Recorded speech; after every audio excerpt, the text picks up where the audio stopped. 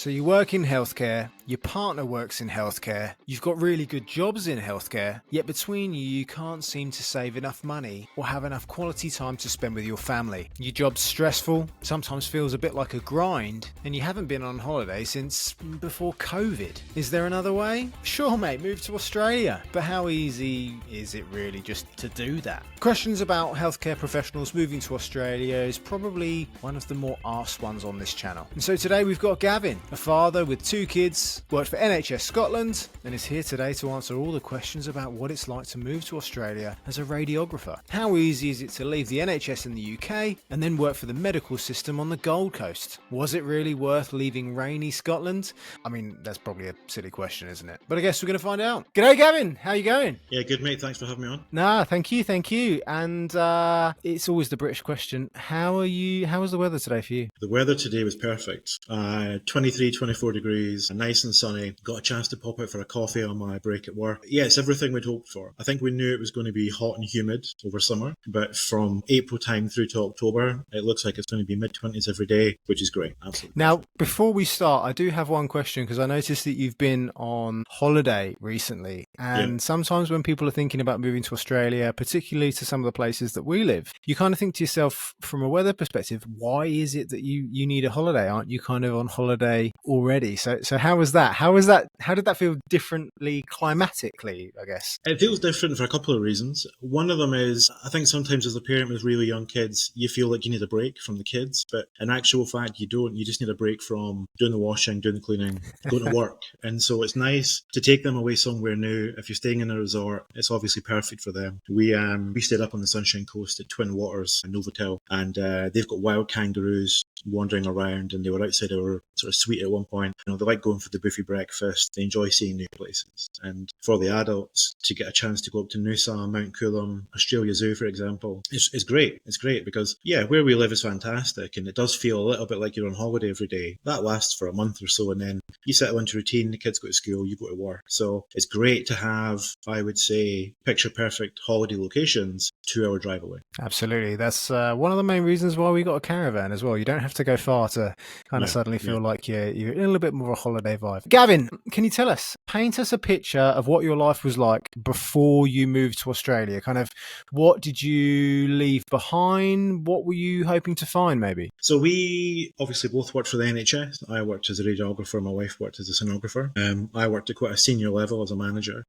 And I found that as the years were going by, particularly through COVID, 21, 22, 23, the job was becoming increasingly more difficult, increasingly more stressful. You were constantly being asked to do more with less. And again, as a parent with young kids, if you're stressed at work, you bring that home. And I found that my patience with the kids was starting to suffer a little bit, as I think, a lot of parents would say. I would say that we were quite self-contained, my wife, myself, and the 2 kids. We did have some help with childcare with my mum a couple of days a week. And it just felt like going to work, coming home, spending time with the kids at the weekends, which usually involved an indoor, very expensive soft play location, or going out to the park where they were having a great time, but the cold kind of seeps into your bones a little bit in Scotland when you're out at the park 7 or 8 months of the year. We got to a point where we were just looking for a change, and I got offered a promotion, and I turned it down. And in that moment, we thought to ourselves, well, if we're not going to do this anymore, then what are we going to do? And we were always the sort of people to go on holiday and enjoy the location and think, oh, we could live here. And so we then started to consider moving abroad. And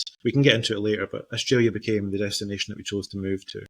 In terms of family, obviously both of our families are still there. And so you are leaving them behind. There's no getting away from that. It can be hard. Obviously the emotional goodbyes are difficult, but the potential benefit, because we had never been to Australia. So the potential benefit of coming over to Australia and making it work outweighed what we knew to be bad at home with the NHS, with the culture in the UK at the moment, with crime rates. And, when the sun goes down at 4 p.m, November through to January, February time, and you think, is it safe to go out when it's dark? My wife wouldn't particularly want to go for a run at night, and the parks are dismal, So when your life is based around going to work and raising your children, and they're both miserable, then it's time to think of something different. So we opted to move to Australia. You know that life is getting particularly miserable when you start to turn down promotions at work. I think the trap that a lot of people fall into, perhaps stopping themselves from moving to Australia a bit younger, I know I'm kind of guilty of this, is kind of chasing that ladder, partially because, you're ambitious,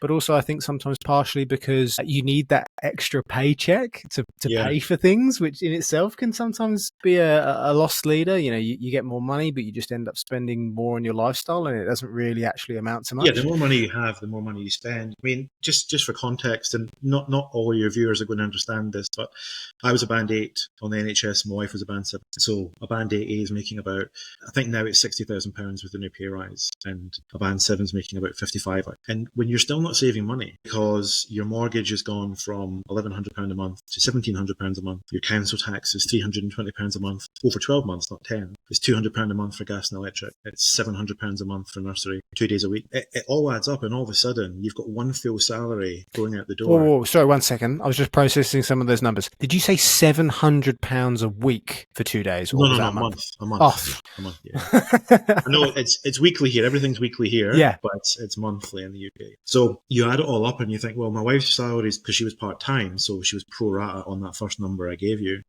Her full salary and about a third of my salary is going out the door just so that I can go to work and come home with the lights on. And but again, we can get to it. But now that we've moved here, it feels like our lifestyle is better and we're saving money. So it's there was lots of reasons pushing us to come here. And I would say the only thing that was difficult about leaving was saying goodbye to family. Nothing else was difficult. Where was, I guess, home for you in Scotland? So in the last couple of years, we were staying in Dunfermline, which is in Fife.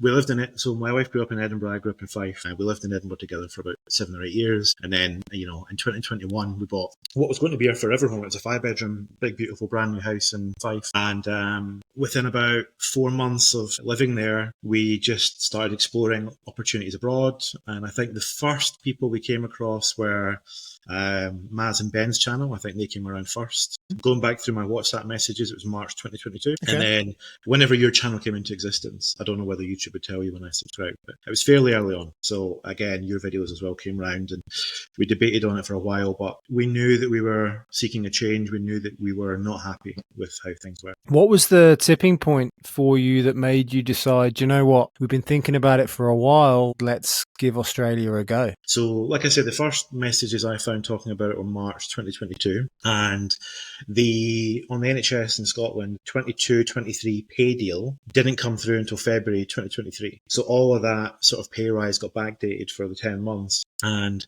throughout the preceding 11 months or 12 months we'd been talking about moving. I thought, well, we've got this money that's fallen into our lap. The first process for us on this is doing a skills assessment. If we're not saving any money. So if we don't spend this money on that, then it's probably going to be frittered away on nothing. We've been talking about this for a year, and I would say that it was just death by 1,000 cuts. I think turning down the job was the kind of the opening point, but we'd been, talking about it for a very long time, and we just got to a point where we knew the culture on the NHS was never going to change. And again, we can come to it, but workplace culture in this country is very different than the culture on the NHS, I would say. Now, I'm interested because, you're not the first person to want to move to Australia that has never kind of been here.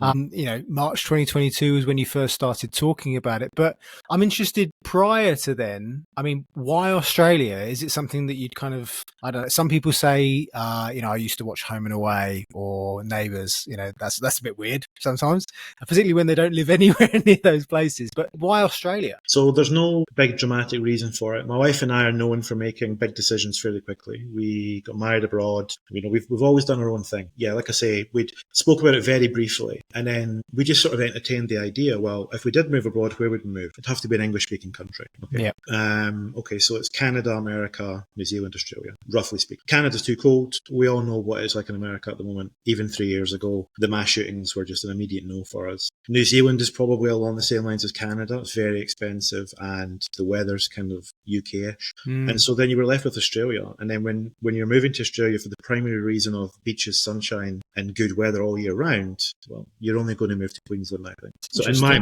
my mind anyway, Perth, I think, is a little bit different. Perth has a great weather, more of a Mediterranean kind of heat as opposed to the, tropical humidity that we have. Perth's 4,000 kilometres away. Flying into Brisbane, you can fly direct from the Middle East, so you can go, Scotland, Middle East, Brisbane in one fell swoop.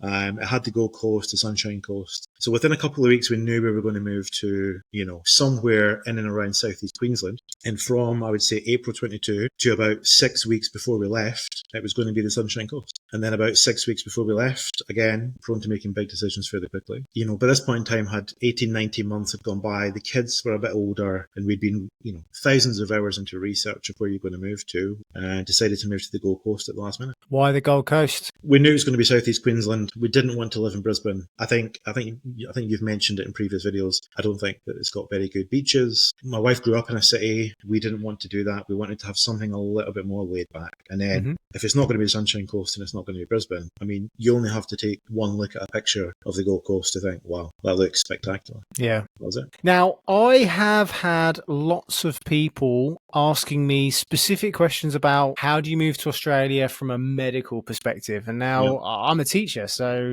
whilst I can give kind of general advice on the whole moving process and skills assessments, I don't even have that many friends that work in the kind of medical field, let alone here. So I wouldn't really be able to advise. How was your kind of whole move across? What do you have to do if you work in the medical profession if you want to move to Australia? So I would say if we exclude doctors and dentists to kind of one side, I wouldn't know about them.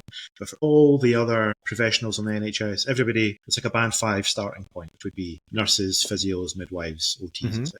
The first port of call was to go through your professional governing body who's responsible for doing a skills assessment in your specialist field. So for radiographers, it's ASMIRT, ASMIRT. You fill in the online form. It's $1,000. It was at the time being GST, excluding GST because you don't pay it in the UK. And you provide them with your full career history, your degree certificate, your transcript. You also have to get the full syllabus of what you learned over the 4 years. Yep, same as us teaching. Yeah, so you would just email the university and say, this is what I want. And depending on the university, they'll come back and say, here, it's for free. Or, if it's my university, they're going to want money. I think it was £80. Oh, did they? Cheeky buggers. Yeah.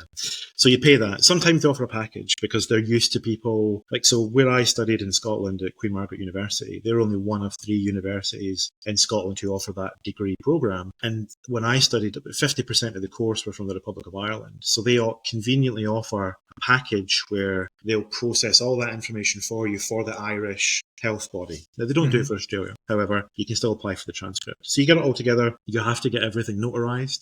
As you'll know, or it can be very expensive. The guy I used, his website, do you mind me sharing this? No, crack on. His website is notary.scot. Yeah. He's based in Edinburgh, but if you don't want to drive to Edinburgh, you can do a video call and he'll sort it out for you. I think it was something like £30 for the first document and then £5 for everything after that. That's a good deal. Because when I paid, it was maybe 30, maybe not 30, but it was like 20 something a document. I remember I got 6 done and it was around about 120 quid and it took less than 10 minutes. Yeah. And I had to drive, not far, but I had to drive. I was like, have I just been robbed? I've lost a lot of money very quickly for what doesn't seem like a lot. So this guy was really good. So if you go in one go, and the advice I would give to people is if you think you need 2 copies, get 3. If you need 3, get 4, right? Because I learned the hard way. I ended up going back to him, I think 4 or 5 times, which is fine because by the 3rd and 4th time, I just emailed it to him and he just posted it to me because he knew who I was. So I would recommend doing that, getting it done in one go if you can. He was really good in the sense that when I took my degree certificate, the transcript, he went, well, that's one thing, we'll add that on. And then when I took my syllabus, which was like 100 pages, he said, I'll tell you what I'll do. I'll just do a cover sheet for it. Yep. And then he charged me 1 document because he just did the cover sheets. Again, even if you're not going to use this notary, if you are going to go to a notary and you're thinking, oh my God, this is 100 pages, ask if they'll just notarize a cover sheet with the title of the document and then make sure that the language used is compliant with the skills assessment agency. So I think mine was something along the lines of, I hereby certify that this is a true and original copy of this document signed by X person. No, great tips. Thank you. And I'll add in another tip for anyone who perhaps, I don't know, I would look into this if you can do. I could get, in the end, I found out I could get some of my documents certified by a school principal. So obviously as a teacher, that was really easy. And because I just went to my head who knew I was leaving at the time and said, hey, do you mind? Again, I had to tell him that little phrase that he did. Whereas the notaries, they just have a stamp I often see. But I don't know if you can do that for a medical perspective. I guess look into it. And if you can, find out if you know any teachers or head teachers. Yeah, exactly. So on the ASMRT document itself, there's guidance on how to fill it in and what to send. And it gives you a list of people that can notarise documents. So it's an official notary, a justice of the peace, a couple of other people, none of whom I knew. So it was a notary. So you send it off, and then, I'm sure I've said this in previous correspondence with you, but our journey was quite difficult to get going. And so I was working as a senior manager, and I sent across, here's how I fill my week. And I've got 11 years experience, but in the last 3 years, here's broadly how I fill my week with, nonsense, clinical work, other clinical work. And in the UK, where radiography is one body, in Australia, ultrasound is one silo, MRI is one silo, X-ray is one silo, and nuclear medicine is a different silo. So I was trying to put across experience across 2 or 3 different areas, but I was only applying to be a radiographer. So they wrote back to me and said, unfortunately, on this occasion, you don't meet the requirements to be a radiographer in Australia. Which, at this point in time, this was about July 2023. So my mind had been set on it for 14 or 15 months at this point. Yeah. So we were gutted. It came through at like 3 o'clock in the morning, obviously. And so I had to go back to my work and get a letter of reference from, bearing in mind, I line managed other managers. I had to get them to write a reference for me to say, Gavin works in these areas, he can do this. I had to send about 200 pages with all my training and entitlement records, all my certificates. Whereas the first time round, you have to post it, which takes a while. Another tip for people would be, if you're posting from the UK to Australia, you can send it tracked or signed for. It can't be both. And you want tracked, obviously. I think it cost me about £25 to post across my paperwork. But once you go back and you fight your case the second time, you can just email notarised copies back to the governing body. A couple of weeks went by, and of course they wrote back and said, okay, yeah, that makes sense. We appreciate what you've tried to do, but you've tried to be too broad. Here's your certificate. That was fine. Okay. So once you've got that, you can effectively log your expression of interest at that point. However, we wanted to try and maximise our chances of getting across, so I went on to do the Pearson academic test, PTE academic. Again, for people watching, really you're going to do IELTS or PTE, and PTE is the better one to do. There's lots of videos on YouTube about how to do really well, how to format your questions. I wouldn't describe myself as much more than average in terms of being able to read and write, and it's based out of 90, and you need to get 79 to score an extra 20 points. And I got 3 90s and an 88. And the 88 was for listening, which my wife said is par for the course. So it was easy to do. It was easy to do. And it's a couple of hours of your life. I think it was £180. And if you're, again, seeking partner points medically, if you work with someone who is in the same field as you or as another healthcare professional, then that's fine. You can get the 10 points for that. They don't have to do a English language test if they've got a British passport or an Irish passport or an American passport, etc. Again, so we didn't know that. My wife did the Pearson test, ended up being pointless. And that was £180 that we could have been, better spent, shall we say. Yeah. I knew that Sam didn't have to do the English test, which she was very happy about. I think she didn't. Did she pass? I think she just about scraped a C in GCSE English. Yeah. But we knew that we didn't need to for the additional points anyway. Back when we did it in 2019, points tallies were very low. Like the barrier to entry was very low. But right now it just depends on your profession, really. If you're a carpenter, for example, it's as low as it can be anyway. It really just depends on the profession. So then we logged our expression of interest at that point. That was in August 2023. I think that's right. And then you are at the mercy of the immigration gods. And whenever they want to invite you, they'll do that. Now, with hindsight, I think we were so excited to get it done, we kind of just rushed into it and got the English language test and the EOI done. But you can actually go online and look at how many people in your profession currently have expression of interest listed. You can go on to previous invite rounds and say the minimum, what was the lowest level they went to. So for, I think, architects, it's always over 100. But for radiographers, it was 65 points because they were just, with teaching social care and healthcare, they were just pulling everybody off the list. Mm-hmm. So again, we probably didn't need to do my English language test. However, it was still money well spent. We're here now. So we got our invite in December 2023. And then obviously, as you know, I think it's 30 days or 35 days you get to get all your paperwork together and basically prove what you've written down in the expression of interest. And at that point in time, you'll go for your medical as well because you'll be given a HAP ID. We were quite nervous about the medical. We thought, what's it going to involve? Is there going to be like a weight limit? Is there going to be, you're going to have to do some breathing tests? And basically you turn up and you get your blood pressure done. You kind of, wave your arms and legs around a little bit with the doctor. And as long as you're reasonably fit and well, that's it done. It doesn't take too much. Did you not have to do an X-ray? Oh, chest X-ray. Sorry, you're right. I should know that as a radiographer. Yeah, so chest x-ray, and then we also, because we work in healthcare, we had to pay a little bit more to get the Hep B test done because it's healthcare. Okay.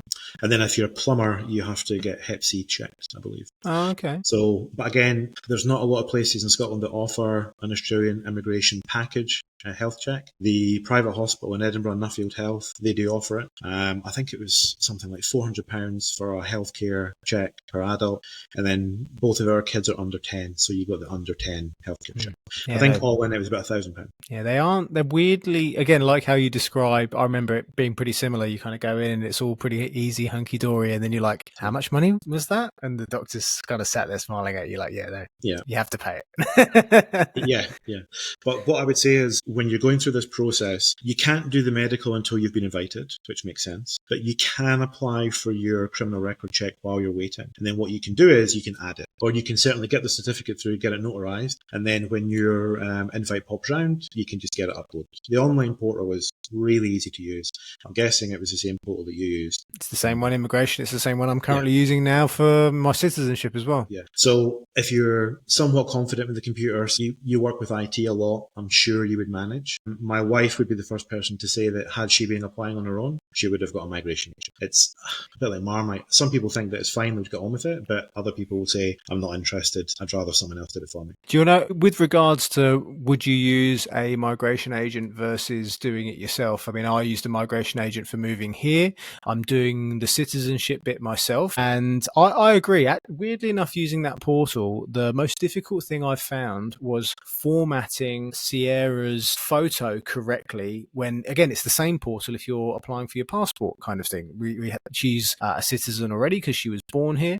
That's the most difficult bit. I was nearly going to, quit the whole thing because it kept rejecting it. And I was like, mate, it's there. I figured it out eventually. It's a formatting thing. You just move it around ever so slightly. But the one thing that I would always say to people, if you're thinking, can you do it yourself versus getting an agent? And it isn't down to necessarily competency. Like I think a lot of people would be more than competent in doing it, but I'm lazy. And we've been able to apply for our citizenship since the back end of last year.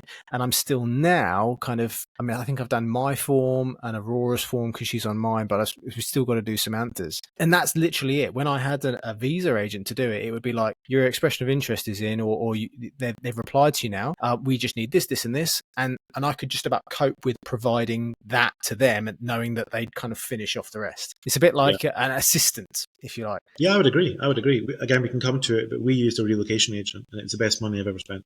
Now, if you're listening to this and you work in healthcare and you're thinking to yourself, Ross, it really resonated with me when you said you were so lazy and you want to find out what your next steps could be to move to Australia and you just want to have it done for you easily, then you need to speak to the sponsors of this podcast, True Blue Migration Services. They're one of Australia's oldest and most reputable group of MARA registered agents with expertise from a range of different countries and have fantastic success in moving skilled workers, not just in the medical field, and helping them to gain skilled visas in moving to Australia. Let them take the hassle out of moving here, and when you mention us, you can use their free visa assessment service. Just upload your CV or resume, and as quick as you can say, I'm fed up with the NHS, they'll be able to tell you exactly what visas are available for you in your situation. And because we've worked with them for so long, when you eventually do decide to use them because their service is fantastic, you'll go on to save an additional $200 off the cost of your visa. Why would you not even want to find out if you can make living perhaps on the Gold Coast your next reality? Speak to them today on their website at www.truebluemigration.com. Yeah, going back slightly, so the criminal record check is done through ACRO, ACRO, which most people will know.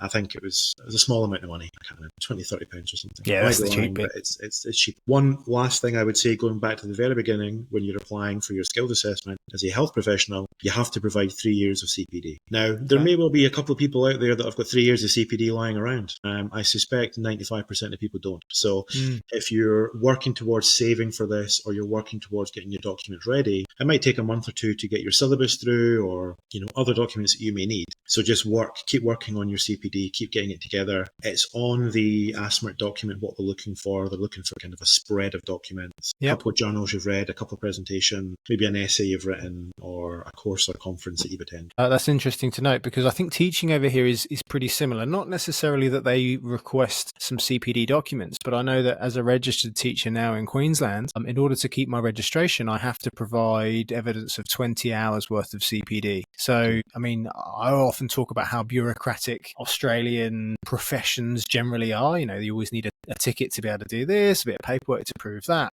But it seems like an ongoing thing in the sense that I guess it's a good thing. The reason why we didn't have probably so much CPD in the UK was when you asked for money to do a course or something, it was always what money? Yeah. You're getting paid, that's enough. You know, we never really did it. Or our CPD sometimes was just asking for the expertise of others. Yeah, of course. It's a big thing here. I mean, getting a CPD allowance, I get a stipend through every fortnight, which is meant to be put towards CPD. And we've got a conference up in Brisbane in August for all staff to go up. It's a full day conference. And it's on a Saturday, but had it been during the week, we would have got mileage to get there and back, and we would have been given paid time to go. Like I said, the culture's a little bit different.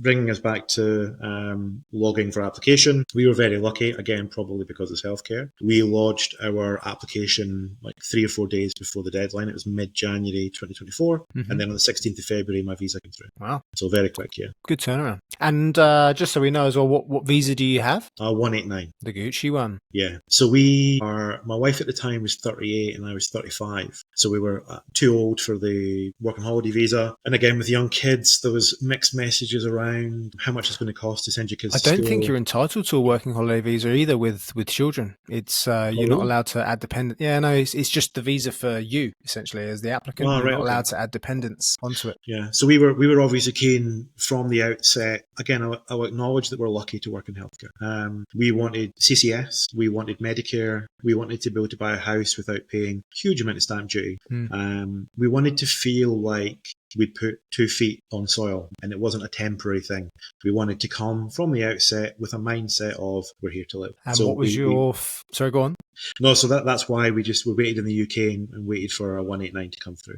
I'm not even sure what else we were eligible for. I think a 190 or perhaps an employer-sponsored visa. Again, we knew there was demand for healthcare and we applied for a 189 and a 190. The 189 came through. Yeah, I mean, that's the common question that I get asked from lots of people trying to find a route here is, you know, what's the benefit of permanent residency versus some form of sponsorship, employer sponsorship? And sure, you'll get here a lot quicker if you can find an employer to sponsor you. I mean, that's part of the thing, isn't it? The employer needs you now or probably needed you yesterday. So those ones do go through, but then you lose a lot of the other benefits that you would as a permanent resident. I think the biggest one, thinking about what you were describing as what you wanted from when you arrived here, is now, I think it's since at the start of this month or maybe even March, as a temporary visa holder, you aren't even entitled to buy property now. They've put a freeze on that for the next 2 years, I believe. I remember reading something about it. It's part of the government's attempts to combat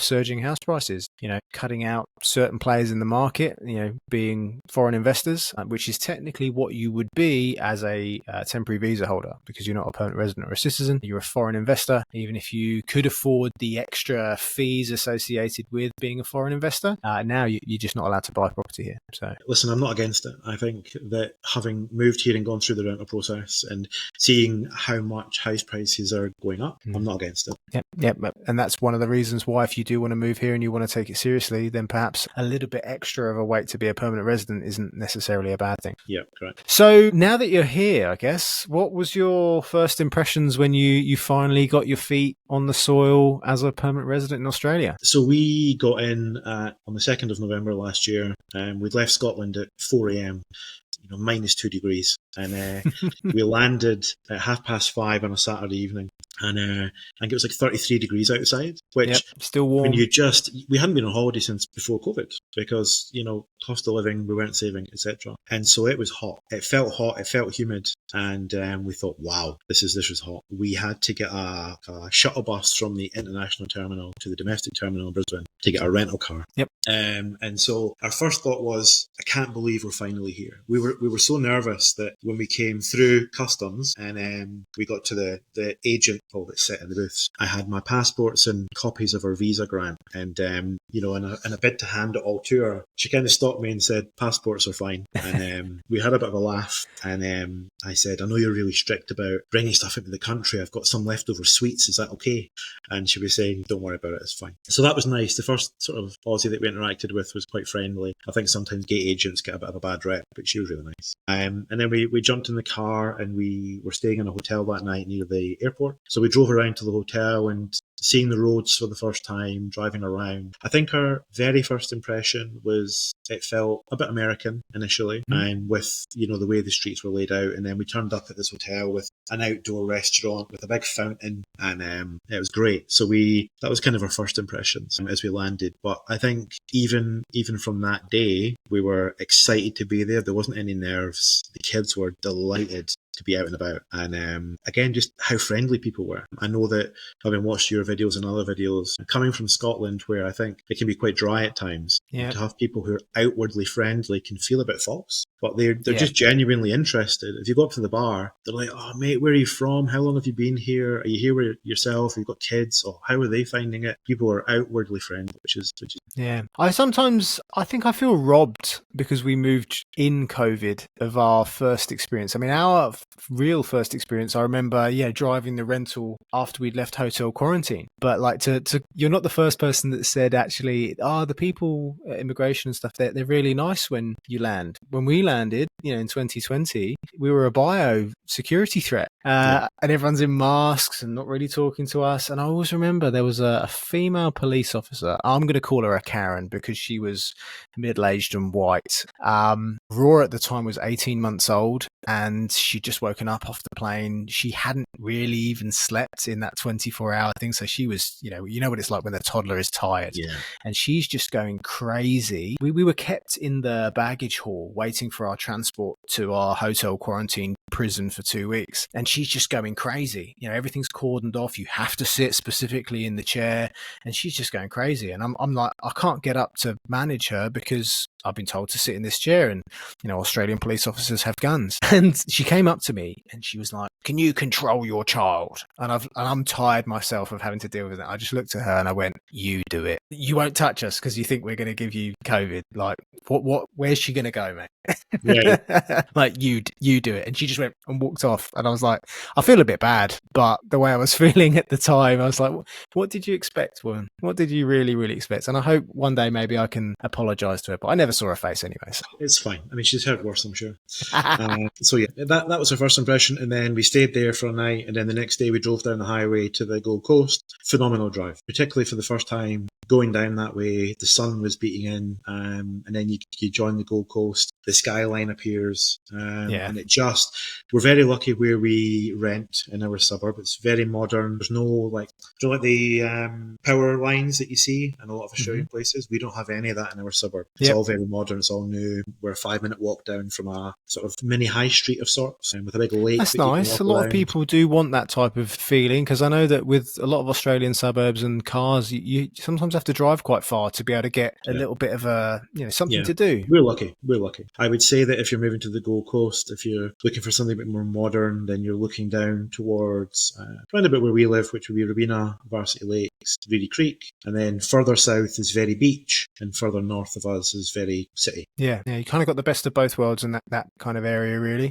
We've got a great school. We've got a bit of bustle where we are. The town centre, the mall that we have, I think it's the 5th or 6th biggest in Australia. It's massive. And then we're 12 minutes from Burleigh Beach, which is a phenomenal beach. It's perfect. Yeah, absolutely. Now, I'm going to ask, because everything kind of seems rosy at the moment, although, you've talked about some challenges in getting the visa. But I suppose now that you're here, the biggest concern that lots of people talk about, and you've alluded to it before, because your difficulty was leaving friends and family in Scotland. So how have you gone about trying to, replicate that here? And as older people, we find it more difficult to meet new friends, even though Australians are really, really bubbly. How have you gone about building that new social circle in Australia? I would say my wife and I have taken different approaches. She has joined an expat mummy group, which is full of British mums. They've gone for a yoga morning. They've met up to go for a walk. And then around about the time that we had ex-tropical cyclone here, they had a book night, basically. My wife didn't get to that, unfortunately, but she's gone to the other meetups, and then you can meet other people that are like-minded because they've moved here, they've got kids, and a lot of your social circle, of course, is based around your kids. Yes. And again, my son has 2 birthday parties this weekend, one on Saturday and one on Sunday. Joy. They're both kids in his class, so she'll get to meet the mums on the Saturday, they meet the mums again on the Sunday, so that'll be good. And I would say my wife is a very social creature. She enjoys meeting up with people and having interaction that isn't being a wife and being a mum, which I think is reasonable. I think it's perfectly fine. I, on the other hand, I've gone down the path of, I've got a wife, I've got kids. That's kind of my priority at the moment. You know, I've got really close friends at home. We still WhatsApp every day. So I've not really made an effort, to be honest. And I don't mind. I don't mind that. I took my son to the cinema on Saturday and we bumped into someone from work. So we had a chat for a while. And then we got a text message on Sunday morning from another woman that we work with, offering a couple of rugby league tickets. She was going with her husband and she wanted to know if me and my son would go as well. So again, it comes back to that workplace culture. People that you work with are very nice. They're actually interested in you. There's a real effort made. I would say that speaking badly of colleagues is not the done thing, I hear. On the NHS, it's really bad. It's rife. There's a real culture of bullying, I would say, in some places. Not to be, it's just not the done thing here. It just doesn't happen. So it's nice because then, you know, you can build a social life through people you work with.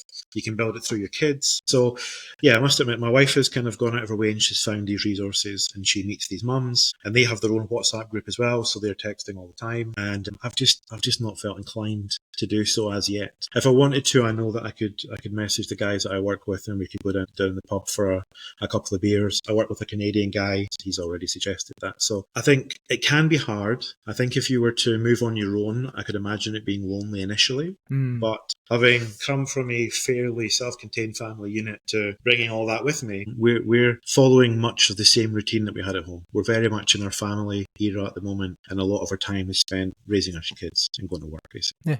Yeah, it's really nice actually to hear that you both have different approaches. You know, I'm going to make a judgment here, and that I think that it's the same in every relationship, isn't it? One person perhaps is the slightly more outgoing one, one's the probably a little bit more reserved one, and it's nice to hear that, you know, between the two of you, you've got your own ways of wanting to manage that. How do I get to be more social, or at least as social as I want to be? And you're at least finding successes in it. But I struggle when people kind of say, I find it hard to meet people, and I find it hard in myself to, again, make a judgment on the other person in the sense of, sometimes do you ever think it's you? Like it's not hard to meet people if you want to try to do it. Do you know what I mean? Yeah. Because of how friendly Australians, anyone that kind of lives here, it's very infectious, isn't it? You know, at first I did find it a bit false when people were, you know, hey, how you going? And I'm like, what? You know, but after a while of being in this environment, it infects you too. Like you're, hey, yeah, no, how you going? You know, it's just the way they kind of talk, and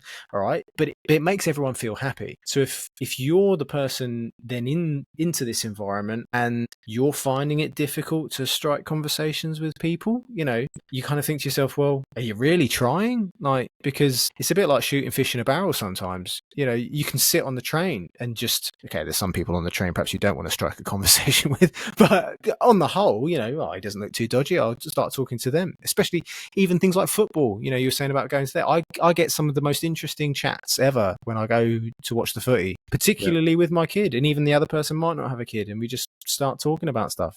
I sometimes question, and you know, I've spent the last best part of 5 years trying to help people move over here like me, and I've come to the realization that, you know, it really isn't for everyone, you know, living here and the challenges that people face. And yeah, I kind of think, I know it might be hard to hear for some people, but is it you? Not you yourself, but no, I know what you mean. And we've come across couples who've moved back to Scotland or moved back to England. Obviously, you've had a couple of guests on in recent months who've done the same thing. A couple that we worked with in Scotland moved over to Brisbane in, I think it was May, whatever year, 2021, and they were here for 3 or 4 months and made the decision that it just wasn't for them. And again, working in healthcare, if you're coming over here with kids as part of a couple, you're a little bit older, working in the private sector is perfect. There's no 9 to 5 here. It's always 8:30, 4:30, which that little half hour is golden. You don't appreciate it. And there's a lot of people that are a lot like you, basically. If you come over here and you're young and you want to meet people and you want to meet other people like you, then work in the public sector. The pay over here is really, really good. Everybody coming across here as a health professional will be HP3 on the Queensland pay scale for anybody who wants to have a look at that. And it's, really good rates. And you're fairly compensated, I think, for your experience. So if you want to meet people, work public, if you've got a family life set up and you don't want to do shifts, work in the private sector. Now, we've talked about it a little bit already, but I think we'll be a bit more specific now, because I guess this is, maybe the second or maybe even the top biggest question that I get asked again. And it's to do with, I guess, the financial realities of living in Australia and the cost of living and how expensive it is. I mean, how do you find the cost of living here now, taking into consideration, it sounds like you're kind of doing the same job, if not a little bit easier.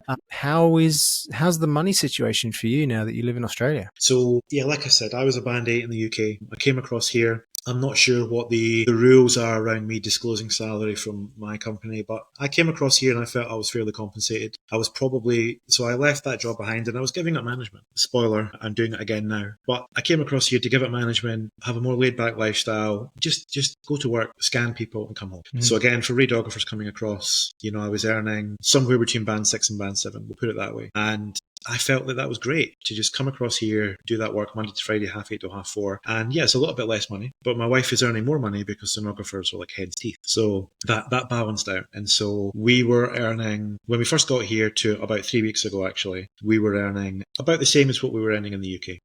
And we went from saving nothing to, on a good fortnight, saving about $800, just to be honest about it. And our lifestyle was much the same. And the message I get from other people that work here or from, people that I work with, that's not unheard of. People just see the money seems to go a lot further here. And I think the biggest secret of Australia is that it's not that expensive. In my experience, if we start from the top and work our way down, rent's expensive. There's no getting away from it. We pay $850 a week, which is expensive, but it's about the same as what my mortgage was at home when you convert it into pounds. And you don't pay rates here when you're renting. Mm-hmm. Electricity seems to be cheaper for some reason. I think it's probably because I've got so much renewable energy here. And you pay water. We pay $80 a month once you kind of break down your 4 monthly bill. So it's expensive, but UK expensive, I would say. Fuel, obviously, is half the price of what you pay in the UK. For a lot of people who drive to and from work, fuel can be quite an expensive outlay. But again, I had a look before I got in tonight, and E10, which is what they use in the UK, is $1.72 on the Gold Coast just now, which is about, 83 pence, something like that. So that's great. And then again, going back to childcare, if you qualify for CCS, obviously, we pay right now to send our daughter 5 days, we're paying $160 a week. And so you times that up and you go, okay, that's X amount per month. So to send her 5 days a week is cheaper than sending her 2 days a week in Edinburgh. So all of a sudden, there's all that money that you're spending brought back into your pocket. And then from there, groceries are expensive. I think you would agree with that. The cost of fruit and vegetables can wildly fluctuate. But eating out at a restaurant can be cheaper. And particularly on the Gold Coast, I find going out as a family of 4, we would spend about the same as what we spent in Edinburgh, or a little bit less. Mm-hmm. So some things are expensive and some things are cheaper. The things that are cheaper tend to be bigger things, in my opinion. And I would say that if I was to aggregate out what I spent in a month at home and what I spend in a month here, I would be struggling to identify one single purchase where I felt Australia was wildly more expensive. I find with the finances of living here, I'd kind of put it down to a bit like attrition, in the sense that going about and doing your daily, weekly, things that you would normally do as a family or as an individual, because there's so much free stuff to do here, that I find can save you a lot of money, or at least it can end up not costing you a lot. Like, for example, my wife and I, it's our eldest daughter's birthday kind of coming up, and we were kind of thinking, what could we do as a family together just to spend some time together for her birthday? And we were looking at all of the paid things to do. We could go to Australia Zoo. We've got a membership for that. But when it boiled down to it, I just said, if the weather's nice, which normally it is, let's just go to the beach. We haven't done that in in a while, because again, Brisbane doesn't have beaches on our doorstep, so it's not, it's a bit of a more of a palaver to go and do it. But I was like, let's just go to the beach, because the beach is free, the parking's free. We'll take our snacks and stuff like that. The only thing we end up buying really is maybe we'll get an ice cream on the way home. And when you can say that family days out are pretty much next to nothing, and good quality time family days out, that's when some people's bills, particularly in the UK, you'd go, I can't really afford to do anything this week. I want to do something as a family, but so what's the default setting? The weather's crap, so we'll end up sitting indoors watching a film.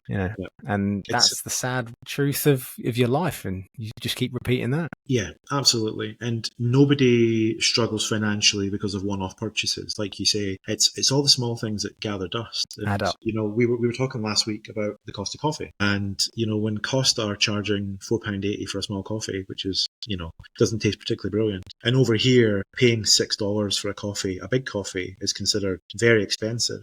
You suddenly start to realise that it is all the things around you. And speaking of play areas, I don't know if it's been on the news up your way, but the Rabina Parkland has recently opened about 2 weeks ago. And something's big when they measure it in hectares, And so I took a note of some of the facilities that are there. We'll start with the easy ones. Most public parks here have great facilities, whether it be changing, showers, toilets. Yep. They all do. It's got a coffee shop. They're clean as well. It's got a coffee shop. You would expect that. It's got an ice cream stall. You would expect that. But it's got a yoga lawn. It's fully fenced, obviously. The climbing frame, if you have a look at it, it's massive. It's got a water play area. It's got boat racing, sand play, barbecue areas, which again, big public barbecues over here they're dotted around, and they're well maintained, and they're always clean. You just would never get that in Scotland. People would ruin it. An events lawn, a flexible stage, a ball sports area, outdoor gym, scooter and bike track, which kind of runs through the park and around the park, and off-leash kind of dog park area, and all for the grand cost of $25 million. So when has any government in the UK spent £12.5 million on a play area for kids? And we're lucky that it's at the north end of our suburb. Something that we haven't, where you touched on, is Australia's vast. Driving half an hour to go and do something is the norm here, I would say. At home, you think, half an hour drive. But here, you kind of have to accept that you're going to drive. Luckily, this park is 10 minutes away, and it's amazing. Yeah, the kids were up there for Easter, and it's brilliant. So again, it feels like the local city councils go out of their way to provide free facilities that can be used year-round. They're well maintained, and the locals respect them. It's almost like, I know you don't really pay rates if you're renting, but when you do, someone's paying your rates, the landlord's paying your rates. Yeah. But it's almost like we pay our council rates and stuff gets done with the money. It's weird. We obviously on the back of the cyclone, our street was unaffected. We were very lucky that way, but there were a couple of downed trees, 1 or 2 streets away, and then some power lines were affected, in the suburb across from us. And it was all swept up, tidied away, all done within a week. The grass was being cut the week after, which again, the trees and the grass are all maintained here. It just looks nice. The beaches were all fixed relatively quickly. And I think where I came from in Fife Council, if a tree was blown down and it wasn't on the road, they would just leave it. It would just get done at some point by someone. But yeah, even the trivial things. My bins get picked up every week. I don't have a tiny little blue bin in Scotland that gets filled up in 2 days that only gets picked up once a fortnight. It's the small things. It does feel like the local government are taking care of it. What's been the biggest surprise about moving to Australia for you and your family? The 2 big things, one's a positive and one is a positive, but I thought it was going to be a negative, is workplace culture is great. Again, the sort of Aussie friendliness extends itself into healthcare. I appreciate that I work privately, and I appreciate the company I work for may not be representative of everywhere, but everybody's been great. Everybody's been such a good source of information. Everybody's been kind. I've been unlucky enough to have my son be unwell a couple of times with an infected toenail and just generally being sick once. And the company I work for have an allocation of kind of personal leave that you can take. You build it up over time, but it is an entitlement. Now, again, going back to the NHS, because I was a manager, I was constantly having meetings with people who, when their children were unwell, and they're saying, well, I'm entitled to carers leave. And I found myself having to be that guy saying, well, it's not an entitlement. The NHS has carers leave available to you in such times that you need it. But you felt like you were encroaching on a difficult time in their life. You felt like you were putting a limit on, how much time they could be at home with a sick kid. And here it's an entitlement, and therefore I'm entitled to take that time, when somebody's unwell in my household. So if you've got it in the account, you just use it. There was no issue. It was just, yeah, that's no problem. Okay, you're going to be back tomorrow, probably. Okay, no problem. No grievance, no complaint. And what I found is that when other people have been off sick, everybody's been more than happy to help go out and drive between clinics to make sure things are covered. And of course, if someone's off sick and you're driving between clinics to cover, you get a shift change allowance, you get a meal allowance, you get your kilometres for driving between clinics, and that comes through in your paycheck, 2 weeks later. So the workplace culture, the workplace standards, and the workplace terms and conditions were far better than I thought they were going to be. I knew they'd be good, but they're better than I thought they were going to be. The thing it's more than just a better wage. Yeah, it's more than just a wage. It's the entire being of work. And again, I can only speak for the company I work for, but at the clinics that I work in, there's a stocked kitchen there with coffee pods, tea bags, milk, biscuits, Cheds, which if you've not tried Cheds, they're brilliant, and the crackers, and they just get stocked up, and you can just help yourself throughout the day to that. There's microwave, toaster, kettle, etc. It's all just there just for the staff. So again, it's the small things. And coming back to the thing I was most worried about, probably like a lot of people, I hate spiders, hate snakes, cannot stand creepy crawlies, even flies. I hate them. And we've been here for about 6 months, just about 6 months. I haven't seen any snakes, and I've seen 2 spiders in my house, and they were little tiny black house spiders. I haven't seen any snakes in the wild, and we went to the koala sanctuary in Brisbane. Yep. And Lone Pine. Yeah. And when you come out down a sort of path on the right hand side, there's public toilets down there. And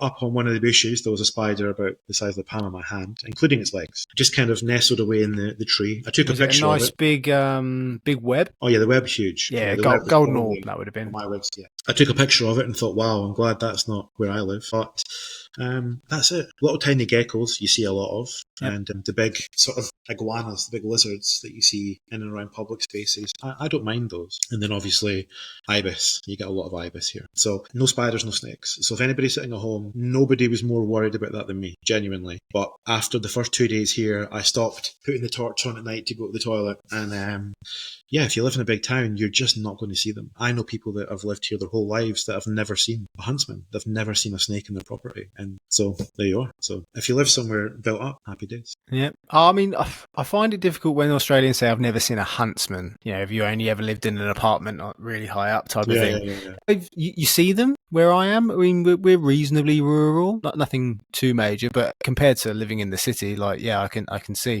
But when you look at the maths of it sometimes about how frequently do you end up seeing these things, we're talking about, a few times a year. Yeah. And if you're really going to give up an opportunity for the sake of, in total, not even a month, I'd say I wouldn't even see 30 different things in a year, like one a day to be a month. It would be, 10. Yeah. I think what you're saying is consistent with what a lot of other people have said. But in my experience from the time that I've been here, it's not been on my mind since my first week, and I haven't seen any since I've been here. So that was probably an unexpectedly pleasant surprise. Well, don't freak out when you eventually do see one. My wife will have to deal with it, I'm afraid. They've got people to deal with those kind of things, particularly snakes. Go on your local Facebook group, and normally there might even be someone that will do it for free, particularly if it's a python. They just love them. They're like, oh yeah, I'll come around and get it for you. You're like, okay, thanks. If you join the local community Facebook group where we are, obviously some people have had snakes. Yeah. But it's up on Facebook. The mums are always on it. It's up pretty quickly. And you go, oh, that's really unfortunate. But like you say, there's comments are flooded saying, this is the person we use. Give them a call. He'll come out today. And then that's it. It's just, again, a really helpful community where, there's a couple of odd posts, but it's mostly helpful. Yeah. Looking back, do you have any regrets about any aspects of your move here? Not about the move. The move for us has exceeded our expectations. Regrets would be family reactions and our reaction to that. So where 1 or 2 people in the family have been clearly negative about it, and then we've just taken the decision to say, well, if they want to be negative, then we'll just be negative as well, and we'll just not see them. And that's unfortunate. And, you don't get that time back. So, we don't regret the move. I think we could have, or I probably could have been more diplomatic at the time. Yeah, no, we've kind of gone into something similar, if you like. My wife probably doesn't speak to her brother as much as she used to because, we live on the other side of the world now. now. And I mean, it's difficult because I don't know, even when we lived in the UK, I couldn't say that we were particularly close. Like we wouldn't go around and see each other very often. We'd see each other at family kind of things. And actually the reality of it is that we didn't live that far apart in the UK. We're talking about 20 miles at the most. And then, it sometimes feels like there is almost no contact with them now that we live here. Sam's dad, my wife, he had a stroke probably last year now, maybe even a little bit longer. And it was almost like that was the only time that he spoke to her. Her brother was to say, oh yeah, what are we going to kind of do about dad? And it's a bit like, well, I don't know. What are we going to do? I don't live there anymore. I'm not, do I need to fly back? Is it that bad kind of thing? But I think, I mean, I can hear it in your tone in the sense of, perhaps you regret being a little bit more diplomatic, but I think that sometimes that is the reality of your move here. Fortunately for some people, everyone is very supportive of the move. But I think for the majority of people, you're going to have some people who are negative about it. And the reality is that you're both going to go on and live your lives. You've both made the decision to do what you want to do in your life, and it's probably going to work out positively for every individual party. And that's it. We've all got friends that, we've drifted apart from. It's just, I guess, sadder to see sometimes when it's family, but that's what happens. The world is a small place in the sense that we could probably get back there very quickly, although being a bit of money, but we are far away, even when you're 20 miles away, it can seem. Yeah, and that's what I think surprised us the most. When we lived where we lived, we were half an hour away from certain members of the family, and you would just never see them. They would drive past where we lived, not think to chat the door, not pop their head in, and then all of a sudden they're giving it, big voice when we say we're going to move. And I think, well, where was this energy when we were living down the road and you didn't want to come and see our kids and we never got to see your kids? So it's tough. It can be tough. But what I would say is you're always going to have people like that, and there are always people who are nervous of change. They're worried for you, and that can manifest itself in different ways. And sometimes if you do spend the time with them and you do come to the root of why they're acting the way they're acting, it can often come from love. My mum particularly found it difficult because she's seen her grandkids twice a week, Wednesdays and Fridays, and it took a long time for her to come round to that. And they're the ones that you do have a lot more sympathy for, because like you say, they're the ones that when you were there you did see them a lot. And it's ironic sometimes when it's the ones that kick off and I never saw you anyway. What's the difference? Exactly. Yeah. What do you miss from the UK? I miss seeing family and friends. I miss probably, and I don't miss it. There's obviously, to segue slightly, there's not a pub culture here. If you go out somewhere 7, 8 o'clock at night, there are clubs around, obviously. But if I take my son up to Surfers Paradise on a Saturday night at 8, 9 o'clock, which is rare because he's 5, but if I took him up for a treat, the ice cream, the frozen yogurt place, is still open. Baskin Robbins is open. There's kids playing on the beach under floodlights. It's very family orientated here. So I miss going to a Scottish pub every now and again, just with my brothers or with friends. And beyond that, nothing. And again, everybody's different. I appreciate that. But my wife is here. My kids are here. I'm still doing the same career that I was. But I'm doing it in a place where the people are nicer, the pay is better. And one thing I really don't miss is struggling to fill your weekend and feeling the forced need to spend a good day outside. It's a beautiful day on Saturday, but my son wanted to go and see the new Minecraft film. That's fine. It's going to be nice tomorrow. It's going to be nice on Monday. It's going to be nice on Tuesday. So you don't feel forced to spend your day a certain way. You don't feel like you have to take advantage of the weather and maximize your time. And so, I would say I miss spending time with family. That is literally the only thing I would say. Do you think that moving to Australia has changed you as a person yet? I think, yes. I'd like to think I'm a little bit more laid back. I'm a little bit more forgiving. But the move here coincided with a change in pace at my job. Like I was saying earlier, I came across here just to work clinically, and I took a management job about, I think, 3 weeks ago now. But even that feels more laid back than how it was at home. So I think that my wife and I are both more laid back. We're both more tolerant. We both find that we're parenting better. And that is probably, for us, the most important thing. The most significant change. Yeah, that was one of my concerns, frustrations. I think it happens to the best of us. We do go through busier parts of our lives. But I really resonate with that. You're not stressed because of the noise that's going on in your life. And so that doesn't affect the people that you love, that you have to interact with. You know, you're not having to take it out on them necessarily so much. God, I would hate to think how I would be just trying to cope with that if I had everything else, all the other stresses in living in the UK compared to living here. Yeah, it was just, we were building up to moving, and we knew, and you know what it's like when you know you're going to move, you check out a little bit of the life that you have, and you know, being at work, and again being a manager, I wasn't invested in a 10-year strategic vision for NHS Scotland. So we were just at a point where we were just broken. We hadn't been on holiday since we went to Oban for 3 days in 2019. Bearing in mind this was like November 2024. We'd obviously bought a house. We moved the house, and we'd had 2 kids around about COVID time, but we just hadn't been away. We just felt that we were slaves to work. We went through a period when, you know, inflation was ridiculous, and it was $4 a litre for petrol, £2, when things were really bad. My wife then picked up working every Sunday, and I thought, what are we doing here? Yeah. You know, we're having to work, and you're having to work a weekend day so that we can just get by. And I think there are so many people out there that feel exactly the same way. You know, we went through months and months and months when it was so dark, and I said to my wife, you know, things will be better when we move. I promise it's going to be better. And then you come across here, and it is, because your money goes further, the weather's nicer, the people are nicer, the culture's different. It's really not that much more expensive. I think there's probably a statistic out there about how much more it costs as a percentage than the UK, but almost certainly in healthcare, the wage rise that you'll see here will supersede that increase in cost of living. Yeah, I have found few people that have come on the podcast and talked about how much better, and that's always the big thing for me. And I'm glad when people say it, when they say I can save now. I couldn't really save. I could save to pay for the visa and everything to move over here.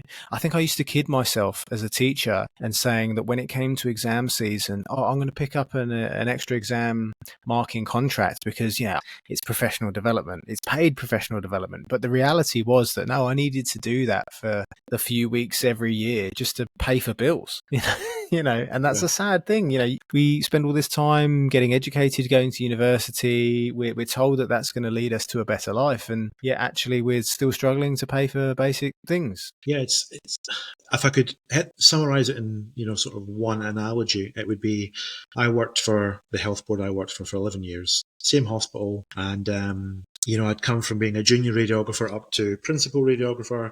And when I handed my notice in, my house sale fell through, as it can do in the UK. And so I had to extend my notice period, which was, I had to give 3 months notice. So I had to extend it slightly. And then we were unlucky in the sense that it looked like our house sale was going to fall through a second time. And so I said, can I just extend my notice period just beyond the day of sale so that should it not go through, I will still be covered. I'll still have income to pay my massive mortgage. And they sent me this really generic email back saying, you know, NHS such and such is under no obligation to offer this to you. So we're not going to. And, you know, we're under no legal obligation to accept a withdrawal of resignation. So obviously they were concerned that I would just say, well, do you know what? Stuff it. I'll just pull my notice out and I'll just serve 12 weeks once my house is sold and I'll be here in body, right? And so they just said, oh, we're under no legal obligation. And I thought, I've been here for 11 years grafting, you know, serving my time, you know, always looking out for people. I don't know, that's how I feel. And I was just faced with this very cold, very dismissive email. And I thought, you know what? I'm glad I'm leaving. Yeah. If this is the NHS I work for, get lost. Thank you. What are the plans for Gavin in the future? We have no plans to move home. The plan is to try and buy a house this year. We've obviously got a 12-month lease, and we're trying to save a little bit more money for a bigger deposit. And then we may fly back to Scotland next April for 2 or 3 weeks. Maybe I'll stop off in Dubai for a couple of days. But unless something unforeseen and significant, you know, had happened, like, you know, a terminal diagnosis, probably we would go home for, obviously. But beyond that, we just have nothing at home. There's just everything in our lives, and I can only speak for us, everything in our lives is better here. And the kids are thriving here. To be outdoors every day, to run around and enjoy a more balanced education, I would say, is great. I mean, at the school that my son goes to, they all eat lunch outside on the grass. And then they go and play at the park that's in the playground dedicated for kids in prep, which is like P1. And that's their own park, so they're only playing with kids their age. So yeah, it's just, I can't see us giving it up, to be honest. So there's nothing that would make you move back, not necessarily permanently, but actually move back to Scotland?